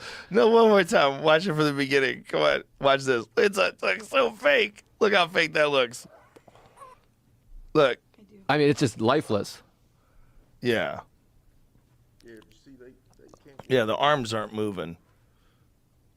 Oh, Oh, he's moving his it with his thumb. thumb. Yeah, Ah, you think we're stupid? that's hilarious. You think we're stupid? They must have been like, just do a little thumb thing. Yeah. That is great. It almost looks like he's looking like, does this work? He's doing puppetry. He's doing super high level puppetry in a movie. Poor guy. I mean, it's like puppetry that the whole world's gonna see. Would you hand your baby to a? No. Fuck movie out of star? here. I don't think they should use kids in movies. I mean, I guess you got to at some point, right? I mean, every kid that I've ever met, bar none, that was famous when they were young is fucked up. yeah, it's not good. I mean, They're- most people get fucked up. Most adults get fucked up from fame. Yeah, let alone a it's- child. This is what I think it's like. I think it's like making cement. See, when you make cement, you need to put the right amount of water, the right amount of grit, the right amount of all that stuff. You mix it all together. But if you have like not enough water from the beginning, your cement's bullshit. And it's never going to get better. You can't add water later. Right. That's what it's like when some people get famous young. They didn't develop into an actual human being. They Right. developed into a famous person. So the the path that they took is so alien to everybody else on Earth Yeah. that no one can relate to them other than other little famous kids, and they're all fucked up too. Yeah. No, and then you have money and a weird sense of ego that you're like, I'm a star as a you're not Yeah. prepped to handle that. Yeah, I mean, some of them are working through it. Like I had Demi Moore on the show. She's working through it, you know. How And young was she when she became famous? Very young. Oh, Demi really? Lovato. Yeah. Demi Lovato. What did I say? Demi Moore? I did. Oh, I was like, I was like, wait. I was like, no kidding. Sorry, Demi Moore. That's hilarious. Oh I was my like, God, I had what no a idea. Freudian. That's I was up late last night. Because My she was apologies. young, but not that. I was like, So Demi Lovato. Sorry. I don't even And, think I know who that is. She's a singer, Yeah. actress. I'm a boomer, man. I don't know. She was in the Mickey Mouse Club, right? Wasn't she? Maybe Disney. I don't know about Mickey Mouse for sure. I could check. She was though. definitely a Disney girl. Barney was her Yeah. first TV show. Oh. Yeah, and Miley Cyrus, she's another one that I've talked to that had a similar experience. You know, she was on Hannah Montana. She was super young, and she was a fucking superstar. Not familiar. This is Demi Lovato? Yeah. I want to congratulate Demi Lovato on taking back her gender. Isn't she like she's no longer non-binary? Sorry, I gotta go to airplane mode. I have a new phone. I don't know how to get the notifications off. I'm just I'll show you. vibrating over here. Really? Yeah. Here. You go to sounds, right? I thought. No, you don't have to go all that stupid shit. All right. You swipe down from the top, right, and then you go to this right here. Do not disturb. Oh. Bam. Beautiful. Now you won't get any text messages until you swipe back and go and get it. I'll show you how to do that later. Thank you. I Undo appreciate it. It's very easy. I'm like 100 years Upper old. right corner, swipe down. Beautiful. Not hard. I know. Well, I'm you know. But anyway, no, you can't use my fucking baby in your stupid movie. It's fucking. Can't they make a CGI baby? They can make dragons. Look at the Game of Thrones dragons. You can't make a fucking baby. Yeah, it feels like you could do that. And now, deleted tweet, American Sniper screenwriter Jason Hall wrote that director Clint Eastwood opted for the fake baby after the first child selected for the sequence became ill and a second baby failed to show up on set. So he had to go with the fake baby. Maybe the parents had a change of heart. Maybe they called their mother and was like, "You can't fucking drop your baby off to Clint Eastwood. He's Listen, too old." My feeling is they should have shot that scene differently. If you're going to use a fake baby, you have, not telling Clint Eastwood how to make a movie, but you have this guy reach in and pick up the baby, and then you shoot him from the chest up. Right. Except for a rare, like, American Werewolf in London glimpse of the baby. So you have to, like, go back over. Look how fake that looks. Bradley Cooper, an American fake baby scene. I couldn't believe we were doing it. He goes, I was like, "This is nuts." Oh, the poor guy. Imagine, and he's like a top of the food chain actor. They're making him do puppetry with a fake baby. I mean, It just takes you totally out of the movie. of course. You know, I mean, that that's a sucks. doll. That sucks. But if he shot it differently, it wouldn't. If he shot it differently, like the lady's got the baby, she's holding on to the baby. His back enters the scene. He's bundling it in his arms. Next thing you see, it's him shot up. You don't see the baby. You see him holding this. Obviously, he's holding the baby in his arms, but you look in his face. Right. I guess they wanted to show this killer He with can't the show- baby. He can't show a fake baby. It's really bad. And that was not even one. I remember being in the theater being like, "What?" It wasn't even one that you find out later. Like, there's so many Oh, you movie saw it moments in where the- you're like, the stunt double has a mustache and he doesn't. Like, and then you look close and you're like, "Oh shit!" Which is a bunch of those, which are always fun. Yeah. There was a famous one on Flashdance. The woman doing the audition dance. It wasn't a woman. They had a man do it, but he refused to shave his mustache. And there's a moment you can freeze frame. I'm sure you can find it where you just see. I forget the actress's name. I'm a maniac. That whole thing. Yeah. And she has it's a guy with a mustache because he wouldn't shave it.